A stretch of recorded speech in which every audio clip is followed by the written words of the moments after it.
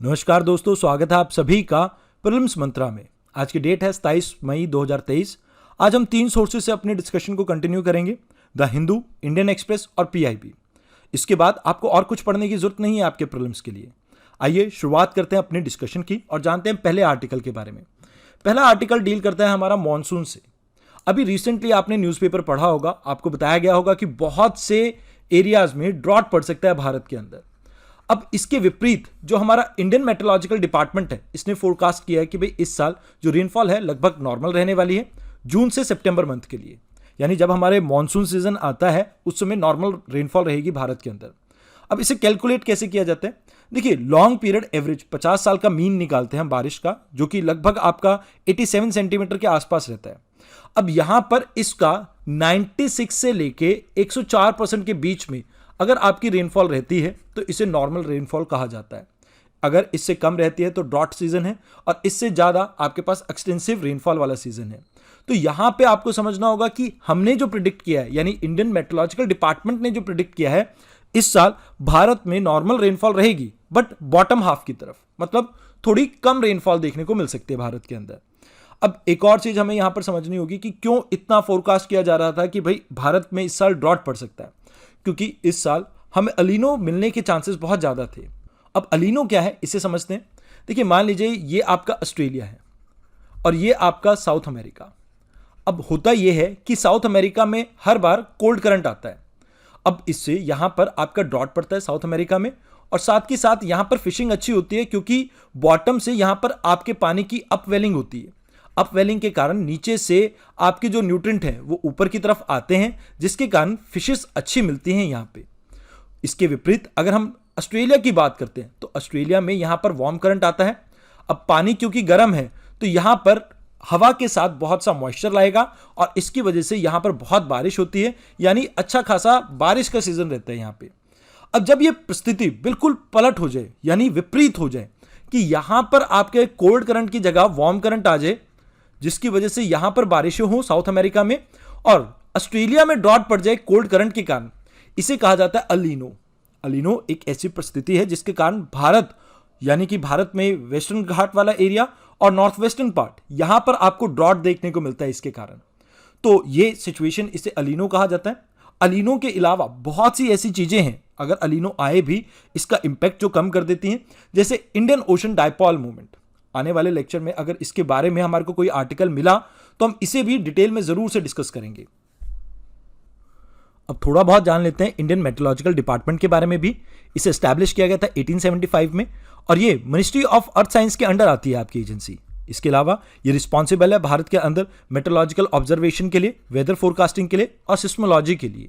तो ये 3 चीजें आपको याद रखनी है। आइए अब बात करते हैं अगले आर्टिकल की। यूरोपियन यूनियन ने भारत को कहा है कि आप चिंता ना कीजिए इस कार्बन टैक्स के बारे में। अब ये कार्बन टैक्स है क्या, इसके बारे में थोड़ा समझते हैं, और इससे इंडिया के ऊपर क्या इंपैक्ट पड़ेगा इसे भी समझते हैं। देखिए, कुछ प्रोडक्ट हैं जैसे सीमेंट हो गया, आयरन स्टील हो गया, एल्यूमिनियम हो गया, फर्टिलाइजर, इलेक्ट्रिसिटी एंड हाइड्रोजन। इसको प्रोड्यूस करने में बहुत सा कार्बन यूज होता है। अब हुआ ये कि यूरोपियन यूनियन ने बहुत स्ट्रिक्ट लॉज बना दिए, जिसके कारण यहां पर इनकी मैन्युफैक्चरिंग की जो कॉस्ट है वो इंक्रीज हो गई। अब इनकी कॉस्ट इंक्रीज होने की वजह से आपको यह देखने को मिलता है कि जो कंपनीज हैं यहां पर इसे मैन्युफैक्चर करने की जगह इसको इंपोर्ट करने लगी। अब इंपोर्ट उन देशों से किया जाता था जहां से आपको सस्ता रॉ मटेरियल मिल जाए या सस्ती ये चीजें मिल जाए। अब इसके कारण यह होता था कि भाई आपको कार्बन यूरोप में तो नहीं प्रोड्यूस हो रहा है, बट लेकिन जहां से ये आ रहा है, जैसे मान लीजिए इंडिया से आ रहा है, तो यहां पर आपको कार्बन का एमिशन बहुत ज्यादा देखने को मिलता था। तो कार्बन बॉर्डर एडजस्टमेंट मैकेनिज्म में इन्होंने क्या किया है कि मान लीजिए कोई प्रोडक्ट है जो यूरोपियन देशों के बाहर प्रोड्यूस हुआ है, अब वहां पर अगर इन्वायरमेंटल नॉर्म जो है आपके बहुत ज्यादा रिलैक्स्ड है, जिसके कारण एमिशन बहुत ज्यादा हो रहा है, तो उनके ऊपर इन्होंने फाइन लगाने के प्रावधान को यहां पर इंट्रोड्यूस किया है, जिसे कार्बन टैक्स कहा गया है। इसके अलावा कार्बन लीकेज भी एक टर्म यूज की जाती है, मतलब जो आपका cheap carbon intensive goods European देशों के बाहर से आ रहे हैं और जिसकी वजह से डोमेस्टिक प्रोडक्ट्स को नुकसान पहुंच रहा है, इसे कहा गया है आपका कार्बन लीकेज। तो यहां इसे एक एग्जांपल से समझ लेते हैं। जैसे मान लीजिए इंडिया है, इंडिया में जो इन्वायरमेंटल नॉर्म्स हैं वो काफ़ी वीक हैं, मतलब काफ़ी रिलैक्स्ड हैं, तो जिसकी वजह से कॉस्ट सस्ती रहती है और आपको जो मटेरियल है वो सस्ता मिलता है। अब यहां से मान लीजिए हम एल्यूमिनियम को एक्सपोर्ट कर रहे हैं जर्मनी में। अब जब जर्मनी में आप एक्सपोर्ट कर रहे हैं, यहां पर स्ट्रिक्ट लॉज के कारण चीजें कॉस्टली बन रही थी, तो यहां ये अथॉरिटी इसको इवेलुएट करेंगी कि भाई अगर ये चीज जर्मनी में बनती तो इससे कितना कार्बन एमिशन होता, और उसके अकॉर्डिंगली इनको फाइन पे करना होगा, जिसे कार्बन टैक्स कहा गया है। तो आई होप आपको ये मैकेनिज्म समझ में आया हो, आई होप आपको ये आर्टिकल समझ में आया हो। अब इसमें एक चीज आप और याद रखना कि जो यूरोपियन देश हैं, इसको भारत सिर्फ 2% ही इन चीजों को सप्लाई करता है। मतलब अगर हम बात कर रहे हैं cement, iron, steel, aluminium, fertiliser, तो हम सिर्फ 2% ही इसको सप्लाई करते हैं।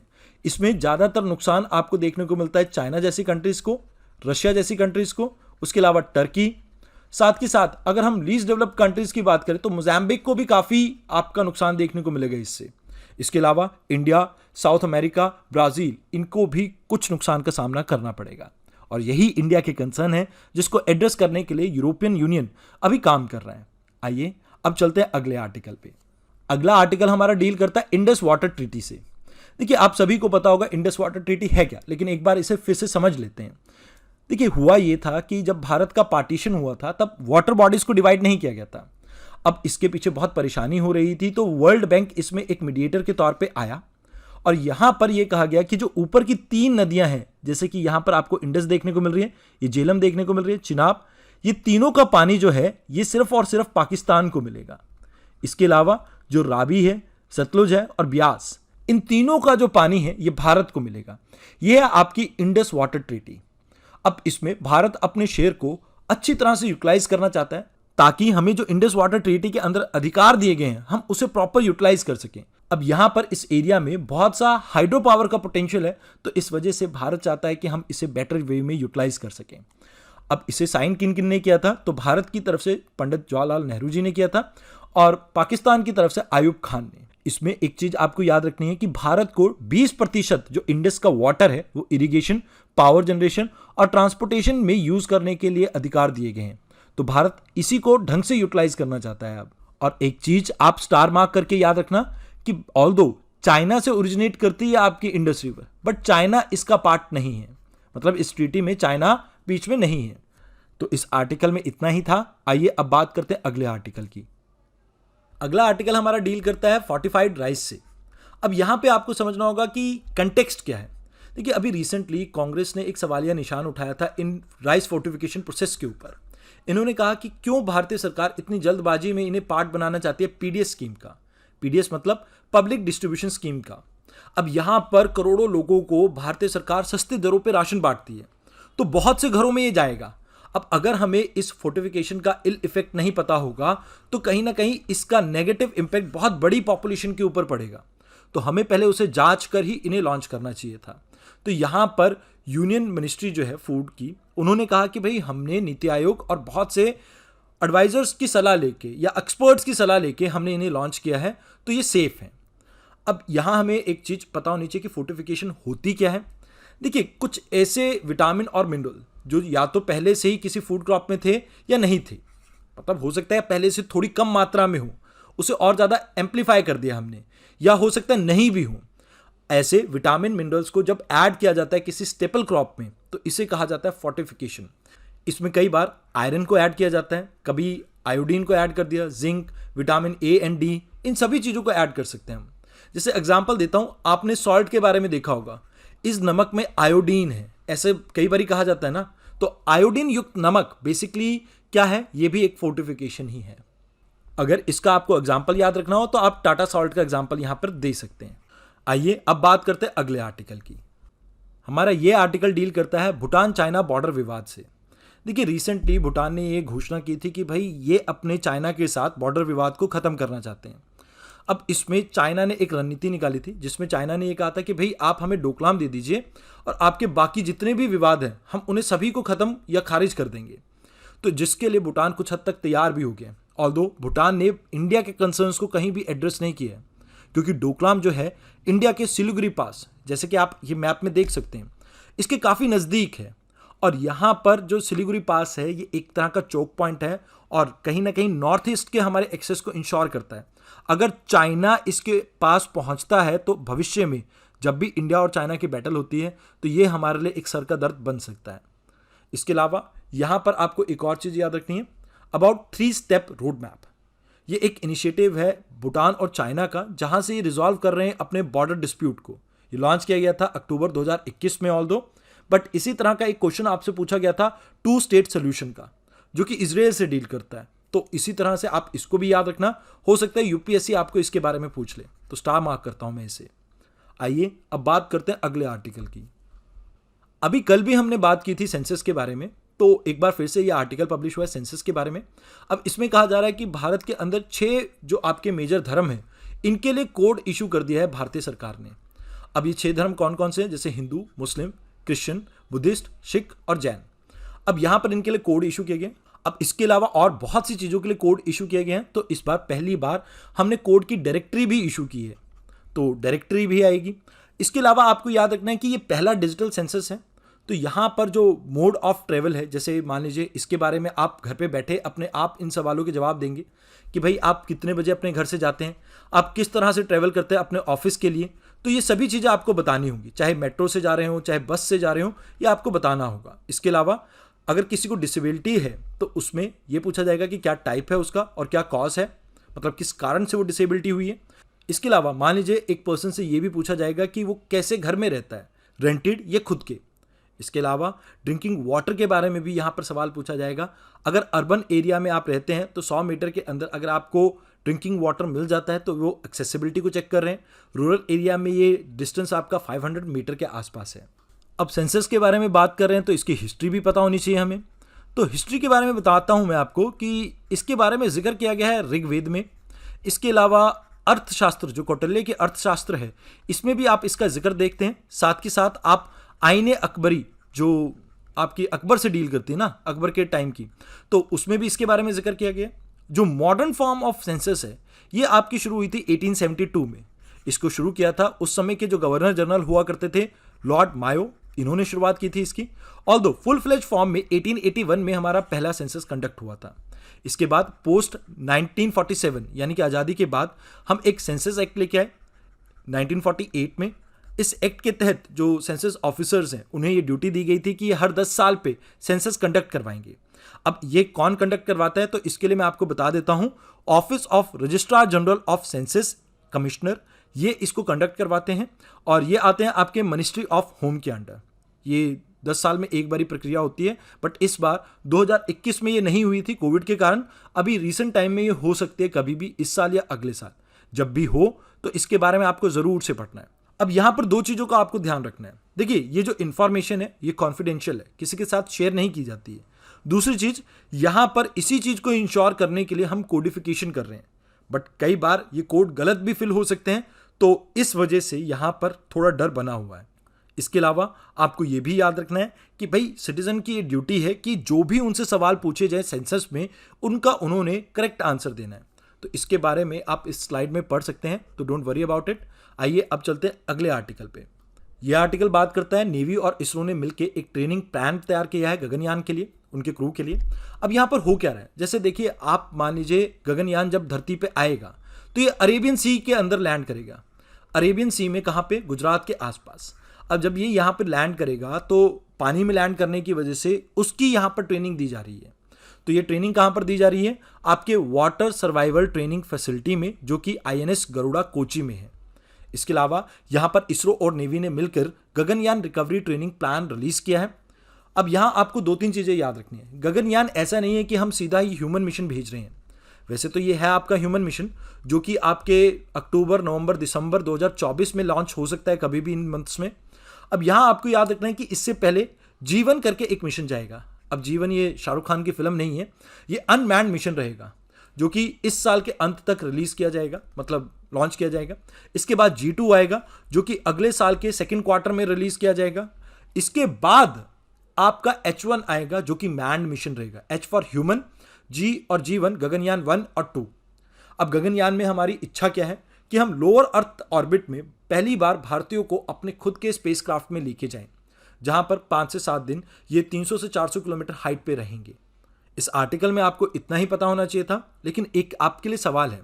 आप मुझे ये बताइए कि यहाँ पर हम गगनयान को किससे लॉन्च कर रहे हैं। क्या हम PSLV से लॉन्च कर रहे हैं, GSLV या SSLV से? आप कमेंट बॉक्स में इसका जवाब जरूर से दें। आइए अब देखते हैं अगले आर्टिकल को। अब ये आर्टिकल आपका पब्लिश हुआ है इंडियन एक्सप्रेस में, Indus civilisation, dancing girl and her story. अब यहाँ पर आपको इसके बारे में पता होना चाहिए, बिकॉज हो सकता है यूपीएससी इसके बारे में पूछ ले। इंडस वैली सिविलाइजेशन वैसे भी यूपीएससी का फेवरेट टॉपिक है। पहली चीज़ जो आपको इसके बारे में पता होना चाहिए कि ये one of the oldest bronze culture है, जो कि आपको मोहनजोदारो सिंध में मिला था, जो प्रेजेंट डे पाकिस्तान में है। अब यहाँ इसके बारे में एक चीज़ समझिए आप, इसका राइट हैंड इसके हिप पे है यहाँ पे। इसके अलावा यहाँ पे आपको राइट हैंड के अंदर एक आर्मलेट देखने को मिलता है और एक ब्रेसलेट देखने को मिलता है। साथ के साथ अगर लेफ्ट हैंड की बात की जाए तो यहाँ पर बैंगल देखने को मिलते हैं और ये त्रिभंगा पोज में खड़ी है, जिसका मतलब ये है कि इनकी बॉडी 3 पार्ट में बेंड हो रखी है। अभी अगर हम बात करें तो ये नेशनल म्यूजियम जो दिल्ली में है यहाँ पर लोकेटेड है और इसे डिस्कवर किया था अर्नस्ट मैकेई ने 1926 में। तो इस आर्टिकल में इतना ही डिस्कस करना था। आइए अब बात करते हैं अगले आर्टिकल की। इस आर्टिकल में 2 ऑर्गेनाइजेशन के बारे में बात की गई है, एक national company law appellate tribunal और एक नेशनल कंपनी लॉ ट्रिब्यूनल। इन दोनों के बारे में समझेंगे। पहले हम कंटेक्स्ट समझते हैं एक बार। देखिए, हुआ ये है कि नेशनल कंपनी लॉ ट्रिब्यूनल है, इसने डायरेक्ट किया था कि भाई जो आपकी नेशनल स्टॉक एक्सचेंज है और बॉम्बे स्टॉक एक्सचेंज है कि ये रिकंसिडर करें जो इन्होंने अप्रूवल दिया है सोनी और जी के मर्जर को। अब ऐसा इन्होंने क्यों कहा? देखिए, दोनों टोटल 70 चैनल को होस्ट करती हैं। इसके अलावा 2 इनके खुद के ऐप भी हैं, आप जानते हैं सभी को, जैसे सोनी लिव और आपका G5। अगर इनका मर्जर होता है तो इससे मार्केट के ऊपर नेगेटिव इंपैक्ट पड़ सकता है।